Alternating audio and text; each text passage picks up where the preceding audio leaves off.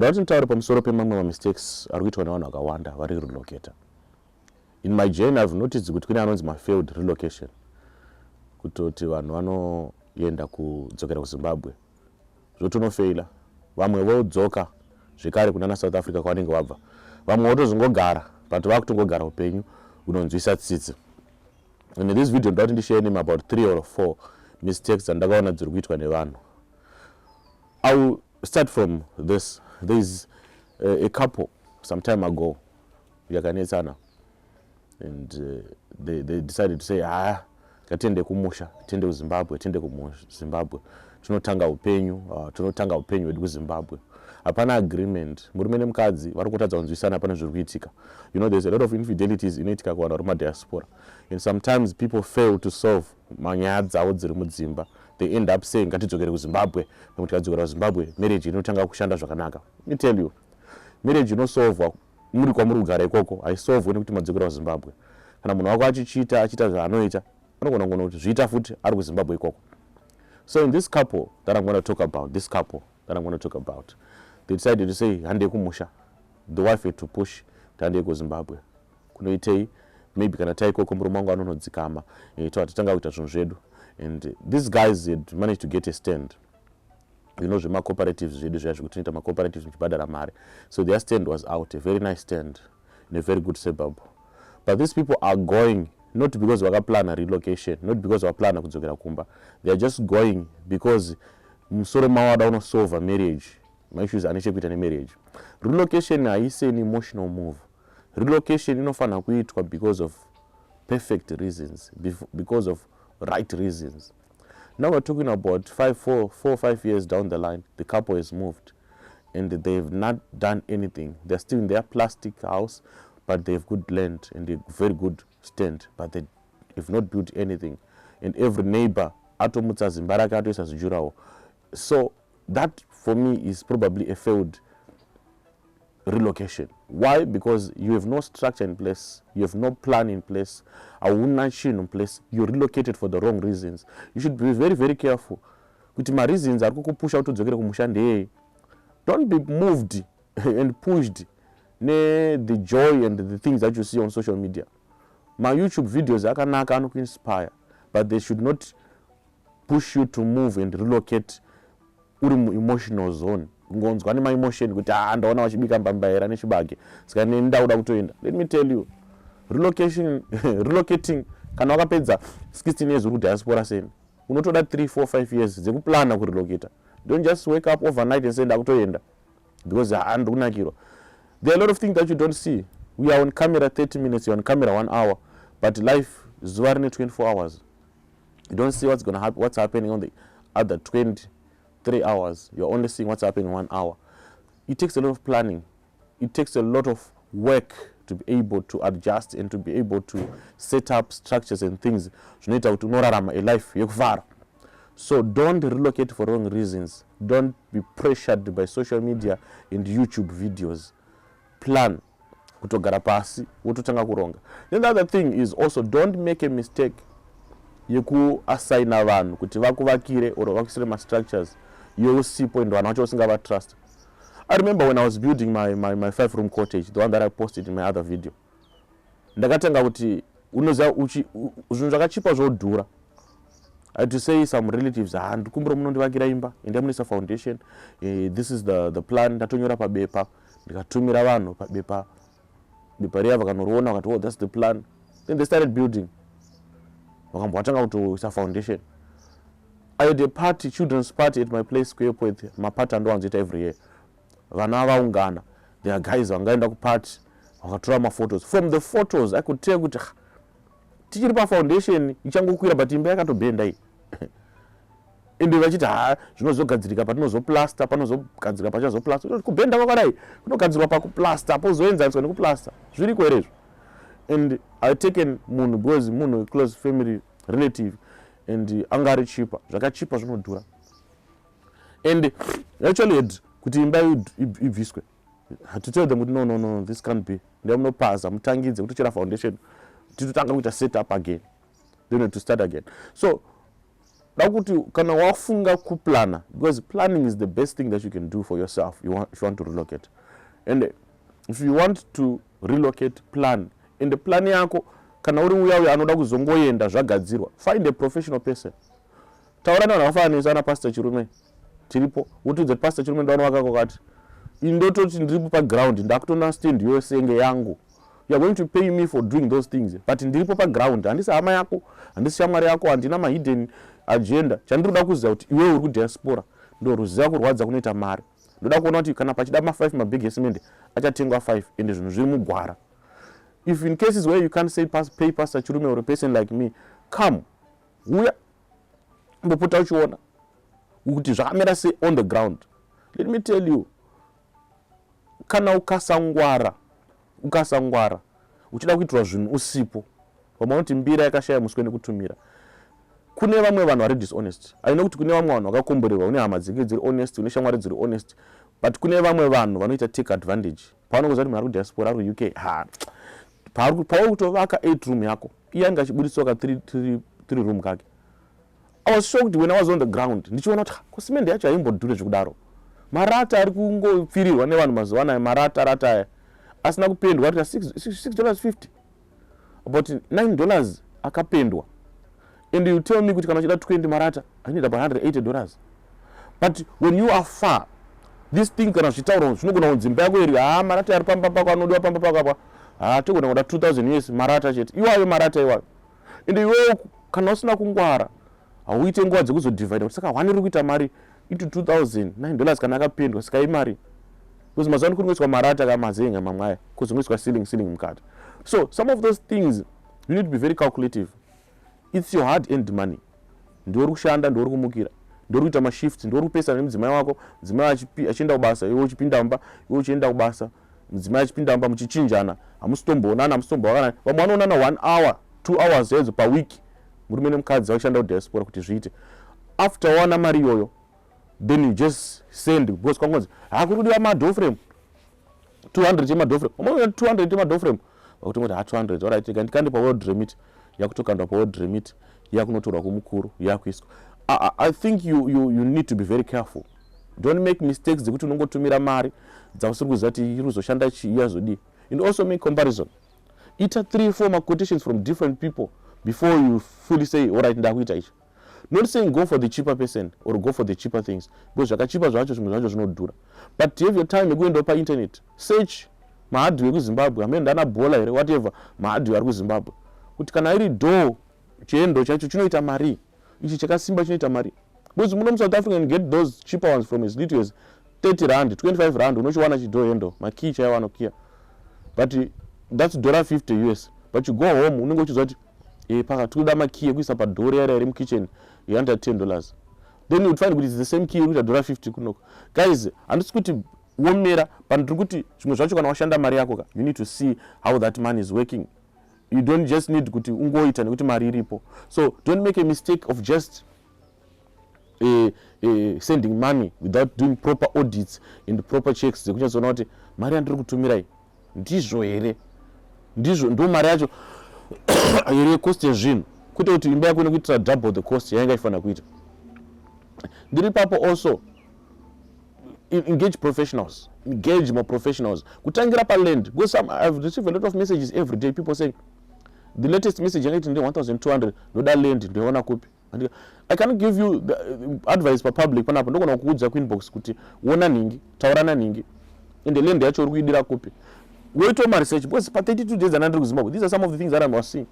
Kuti kune land izvo chikune ma 300 square meters stands ari kutengeswa nana yevayo andakambouya naye panapo ati ma 6.5 i 300 square meters, ende iwewo kana uchida stand yo cash 6.5 US andika ndezve ma title deeds izvo, ngekuti ma title deeds zvako zvitoro zvakarongeka. But that same iri kuita 12,000 kana uchita zvema payment terms wabhadhara 30% deposit, balance wabhadhara ine negotiable, but inozvikostera about 12,000. Those ita ma research iwayo, ende iwe usati wapurchase land also. That's another thing. Before you buy your land, funga kuti uda kuishandise, because you are relocating. If you want to come and relocate kuno, funga kuti uda kungoita imba yekunogara chete here. Is it just a house whereby you just coming to stay in the house? or it's a house yekuti uchazoda ku space yekuisa maproject.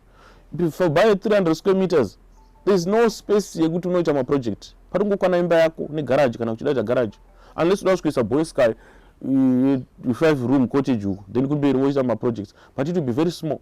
So if you are coming in for retirement, you just need a bigger place, probably an acre and a half. And you have space to do things. Which brings me also to this point. You could do not make a mistake of coming to Zimbabwe without properly having structured your source of income. Usaite mistake hiyo. Unongobatwa nemwe ndakwenda kumba ndakutoenda vanhu varikurarama life varutorima varutodi. Ita plan yekuti what will be my source of income? Mari yangu ichabva kupi? I'm telling you, I've seen people who have relocated vakaenda kumba and unenge ne brains yekuti ndichatengesa machips. Zvaunenge uchifunga uri kuno usatoenda paground, zvakazarirwa, zvakaflada. Uchisvika so, I'm telling you, unoona tubhutsu chinzi dollar, matrauza chinzi $2 mutown muyami yakawaridzwa. $2 yako, bottom rako $1, chichi. So, iva neresearch yakasimba. Ende chakakosha kutomboenda paground. Oro ngatite 1-on-1 titaurirane. Ndidaidzei kugroup kuti pastor munobatika rini, tine group reWhatsApp around 20 tiri Diaspora. Come and speak to us, give us my details, what's really happening on the ground. Tomboita ma conversations iwa noma discussions iwa. Totaurirana ndichikuudzai zvimwe zvinhu zvandakaona paground. Especially if you can't go kumba kunoona. Une chimwe chidhiri chaunenge uchatsofunga kuti chiri kupisa, chaunenge uchiona chifa ku South Africa. Uchienda kuZimbabwe so chakatozarirwa kudhara, chakaflada. Ende unenge une my imaginary figures brain mako. Uchisvika ikoko unoswera neana. It's funny kuti I once said this in one of the videos. When I wanted to go to Zim, I said, I have to buy a gas tank, I have to buy a gas stove, ka 2-plate kangu. When I go home, kutrati wanarumba. Asanetseke since kuna magetsi. Because the last time I had left home, when I began uni, I began sawdust panze. Umbobika paraffin hayo kapesa wabika nayo kudala. So I thought kuti ndikatenga gas tank rangu ka 5 kg, ndikatenga ka 2-plate stove, wana mama wanosvika far away. When I got home, my little sister had bought a 4-plate gas stove in the tengere gas stove. Wanaitobika mumba vasingabikire kunze. So unenge usiri in touch with what's happening on the ground. So when you bring your things, when you go home, nezvaunongofunga kuti zvino zvinonofaya, unosvika neana, unosvika unosvika ukashafa ka 2-plate kako apo kana kuti angatsvaga tikatengesere wani anokada. So ndikuti be ita zvinhu zvaunenge wakaplana zviri relevant kuti kana wasvika paground unosvika relevant. Hausvika neana kuti ndachifunga kuti ndichinoita chibusiness chakadai so. So you have a clear source of income. Kuna umwe akaenda akasvika kutanga kuvhura matuck shop. Wavhura tuck shop iyo akatozoti tuck shop iri kutodhakwa. Umwe akaenda akatotengesa unovhura supermarket. Ukaenda Manheru mutown meme unoona kuti muroad mese mato ne supermarkets. Umwe akati ndo unovhura chakati butcher. You go to Zim, uri kupinda mutown uri kuona kune nyama dzedhora dziri kupekwa matumbu, chicken cuts. So even a strategy yekuti source of income yako ichazovei. What shall be your source of income when you go to Zim? When you relocate, what shall be your source of income? And do not be quick. There are a lot of people who are regretting they moved and relocated because of emotions. When they got there, they didn't know kuti my structures achafamba sei izvo ndozvosvikira papi. And also, when it comes to that, there's one thing that we always say kuti kwenda kumba kune next door, ukaperwa nesugar vanokupa sugar, ukaperwa nesauti vanokupa sauti, you speak the same language. That's very true, it's good, but it's not always the case.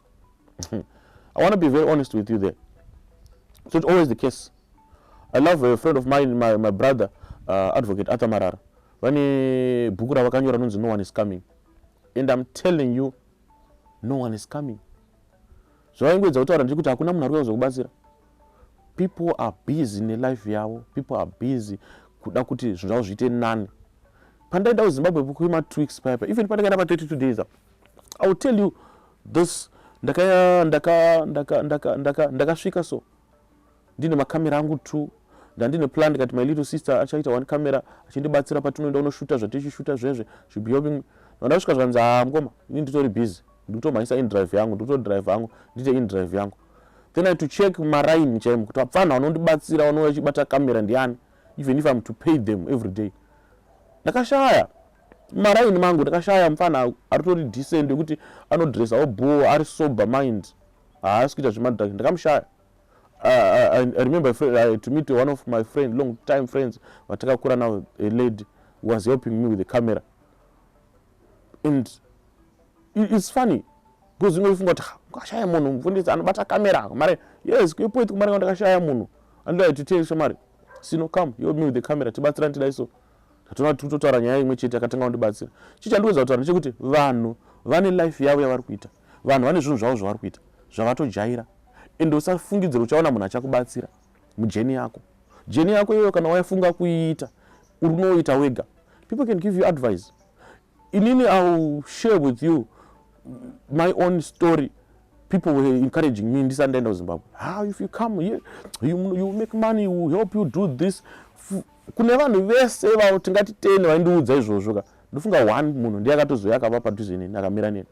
Vanhu vanonakirwa nekukuencourage kuita chinhu kana wakuchiita so vanhu vanofila kuti competition nawo vamwe vanofila kunge va uncomfortable pane zvauri kuita but ndiri kuSouth Africa ndimaiti ndiuye wani ndauya nawo ndapa nzvimbo ndakuda kuti ndichiita zvamaiti munondibatsira munomira neni munodaiso why are you running away from me? So let me tell you mujeni yacho relocation uri wega ndiwe nemudzimai wako nevana vako zvako zvekuzofunga kuti havana bamukuru vachazondibatsira vozodaiso vanati vamwe vanokudza kuti shamari kana zvakaoma kuSouth Africa dzoka kana zvakaoma Botswana dzoka but dzoka paground uri paground up unowashaya mwana achimuka makusena 6 o'clock asipo pamba pake atoenda unomhanyisa kuti zvinhu zvake zviite because ada kuti mhuri yake irarame. So usauye uine mentality yekuda kubatsirwa nekupushwa nevanhu. Come wakafigure out zvinhu zvako. Information yemahara unoiona pa YouTube patichikudza panapa ndopaunoiwana kune vanasiri hama dzako ndokwainoiwana uchicheka una kuti masola ichitoshingirira mucomment section bvunza kuti sola iyi mari 48 volt battery yakatengwa mari 5.5 kV inverter yakatengwa mari mira mucomment section uchibvunza uchinyora zvinhu pasi uchitonyora uchitoplana kuti alright chinowanika kwakati iyi yanzi solar panel iyi ma10 ekwamugovaya anozo power ball pane pambo pane tora knowledge yoyo pa social media yoyo wozvibuilda kana waenda wapa ground. And I want to appreciate these guys, especially by CNP when they got Ushanyira. Those guys were lovely. They gave me every bit of information. Miss V, Mugove, those guys, yo, van wakaronge, and I will keep on saying that in their channel, ya Mugove and family. And even the guy, are open, kudza. Kuti yapandakadai so takaplana zvakadai and I think vanhu vanga vakanyatsorongeka those guys vanamugove vakanyatsobva kuSouth Africa vakaronga tunhu twavo Starlink yavo iripo 10 masola vari padenga inverter yavo ziTV ravo zihombeiro zimba ravo zimansion riko kumusha ikoko mugodi wavo ende varishandisa pambi yavo zvakarongeka. So learn from those people who are open to give information for free because when you are on the ground your relatives your friends some who think you are a competitor some who think kuti pana munhu asingangofile comfortable so kutoti wapa nzvimbo wakutosumukawo newe uchidai kuna mwana unakirwa kuti ivo vaine mari vachikutuma unotenga maice uri pasi pavo uchivakwereta uchivadi. So ichocho usaite mistake yekuenda kuZimbabwe zvinhu zvako zvisina kurongeka usina information uine mweya nepfungwa dzekuti ndichanobatsirwa nananingi ndasvika paground havachandibatsira ndichaenda nevanhu vanobatsirwa havachandibatsira havachandipusha vachandisimudzira vachazodai so. Some people will never come. Help will not come your way as you would be expecting it to come. Unenge uchitomhanya zvinhu zvacho uri wega. And also, I've said this in most of my videos. Paunoenda kumba, pauri kufunga kurelocate. Iva nemweya wekuti handizive zvese. Usabatwe nemweya wekuratidza kuti unogona kuva nemari. Chandiregerera guys, chikosoro chasati chanyatsopera. Pfungwa dzatinadzo patinobva kunze tinofunga kuti we are obliged, we are supposed to, tinofanira kungobudisa mari. Patangosvika pane vanhu 5 ini mweya wacho iwo ndinogara chida kurwa nawo but ndinotadza kuurwisa pamberi papa ndozonga kuti ndinenge ndaita mistake. Mweya wekuti ndichida ngotengera vanhu ndichida ngobudisa mari ndichida ngopa vanhu mari ndichida ngodi iwoyo mweya iwoyo ka it's a mistake pamwe pacho. Pangoita vanhu 5 vakangomira mukangonoti magara 2 hours wakutongonzwa kuti iwe ndofanira kutenga madrink ubva utoenda nemari ofechingwa wana kutodya zvakanaka kuita zvinogona zviri mauri ini ndoda kurwisana nawo mweya iwoyo usave nemweya wekuda kuratidza kuti zviri right kwauri you can do this. Pamwe pacho chimbochikora pamwe pacho chimborova ine nzara uchimirira kuona kuti ndiani achatenga pamwe pacho chimbomira kutenga doro racho chimbomira nyatsova budget. That's what I'm trying to say here. Kuti nyatsova a budget, and when you have set a budget, make sure you stick to it. Kuti set a budget akunetse, but kustika kwairi ndokunonetsa. Munhu anogona kuva budget, but sticking to it. Avoid impulse buying. Avoid kuita zvinhu chiripo chawangofunga kuti ndatongofunga izvo saka ndinoda iso. No. Avoid. Even a budget is strict. Izvezvi ndakataura my next gen when I'm going back to see him in August. I told myself, number one, ndichaenda ndichidrive, I will drive my own car. And so kana ndazoenda ndozotsvaka kuti ska ndikumbura muzonditagura handizoda so the lot of things that I missed because ndasina mota. Ndikwa ndichidiwa nenguva dzakati but ndotadza kuenda ndichada makombi ndokumbudza kudzoka kumba because handina mota, so I'll be driving my own car. Number two, I'm going to add to kasolar katiriko nako kumba. I'm going to add to buy another battery in maybe 1 or 2 solar panels kuti ndive ne power yangu yekuti when I'm doing my videos, when I'm doing my editing, my online work, I know kuti handina power inodona.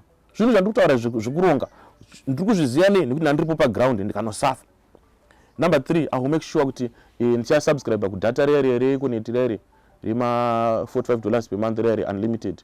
Kuti laptop yangu igare ine internet iripo, phone yangu igare ine internet, ma videos andoda kuuploada ndoita manheru, tumwe mabasa aiwa ma 5 megabytes per second iwayo inogona kuuploada zvacho ma document ndakamira ma 1 gig nema 2 gig ema video anayo ndo anozotooma kana manheru kuti mangwana yobuda. Because I've noticed also kuti YouTube ine mari yayo kupota ichindipawo kuti twisa adverts pama videos ako, so yato imwe source of income anomuona. So unenge une ma source of income ako, but some of the source of income you discover them as you go. And you don't ska all right, it's not to die so, it's not to die so. So izvozvo ndikuzviplana izvi nekuda kuti ndakazviona ndikazviexperience ndikaona zvinondilimita kuti pambacho ndaitozopedzisira ndati andekwana chibanda bana asema magetsi but mana asi magetsi afa kuno hakuna magetsi. So iva nemunhu nezvinhu zvekuti une zvinhu zvako, une mota yako, une magetsi ako, once waona magetsi ako, once waona mode of transport yako, once waona wifi yako, you can work online. Zvandoita kunoku ndogona ngozvita ndiri kuZimbabwe, zvandoita ndichishanda ndiri kuno ndogona ngozvita ndiri anywhere except maybe for ministry. And also do my calculations. Ndakatonotice sometimes if I'm in Zim ndichistabilize zvinhu zvangu ndogona kutomanage kuti maSundays ndotombopota ndichikrosa ndichitomboya kuchurch ndotomboparidza during the week ndotodzokera ndojambawo Sunday kuchurch, the other Sunday ndodzoka ndichidaro. Zvinhu zvoda kuplanwa nekumeka.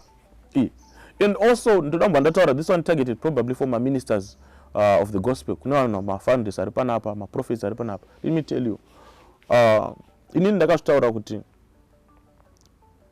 my first church is my family. If I fail my family, I failed the ministry.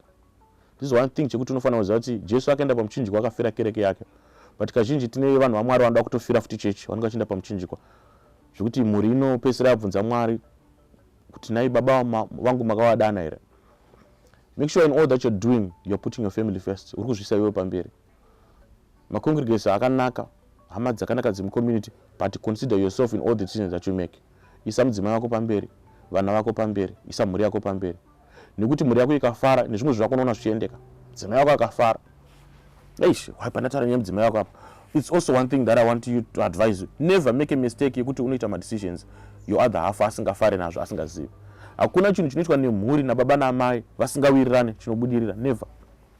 Uchaona kuti mamaropafadzo nemama blessings nemadoors anovhurika along the way anovhurika nekuda kwekuti imi muri 2 muri kuwirirana. Imi muri 2 mukawirirana, I'm telling you. When I came back to Zim, giving feedback to my wife, chigutsurira musoro chiti ya apa wodai so all right, nezvimwe zvaunotoziva uchibvunza apa uchitonzwa uchitoti pfungwa dzangu dzinodai so utokugadzirisa apa. Izvo zvinoita kuti zvinhu zvako zvifaye. Your relocation journey inova easy when you are understanding each other. Mumwe wako anogona sazvinzwisa nhasi, but slowly ita kuti aone, ita kuti aone.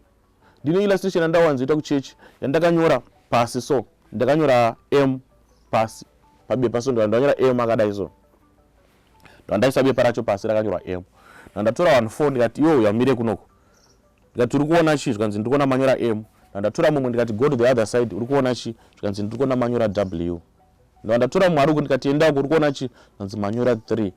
Ndandatora mumwe anga ari kunoko ndikati tarisa kuno pandanyora panyora chi, zvikanzi pana E.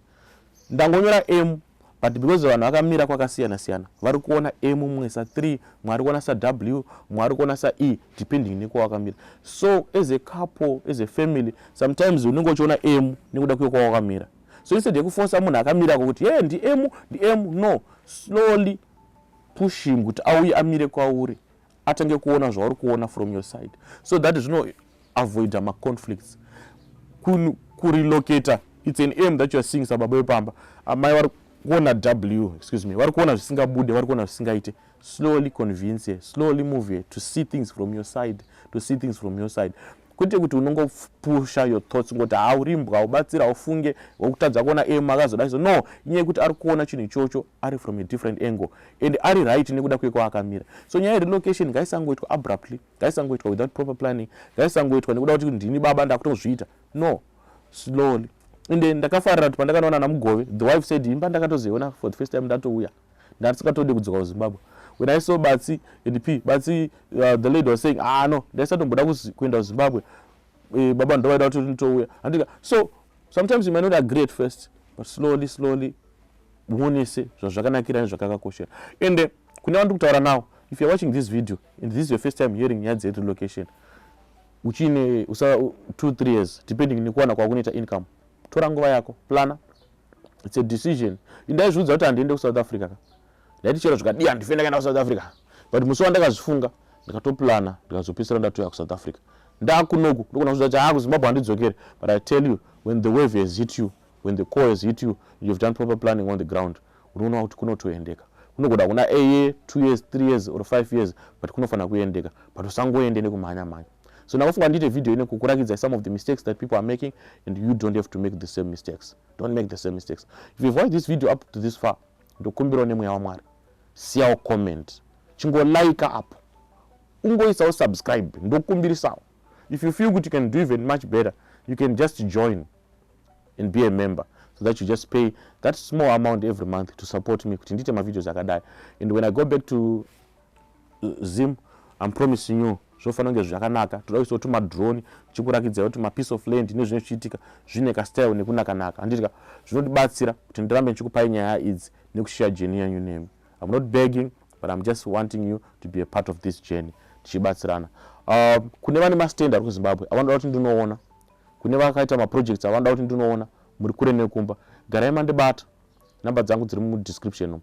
Garai mandibata, tobva tatoronga ndotokudzani ndichaenda kumba kwenyu musi wakati, ndichanoona, ndokuitirai mavideos, ndonokuitirai kana muchida mainterview, uri musingade zvinhu zvepakamera zvinozobudiswa pano, but zvandinongokupai imimi techingotaurirana kuitira kuti zvitoita ini ndichitoraramisa mhuri yangu, iwe uchiona information nezviri kuitika kumusha kwausiri, kuitira kuti uone kuti mari yako yauri kutumira kuZimbabwe iri kushanda zvawakati ishande here, uye hausi kubirwa here, or hausi kuunza zvishoma uchifunza kuti uri kubirwa.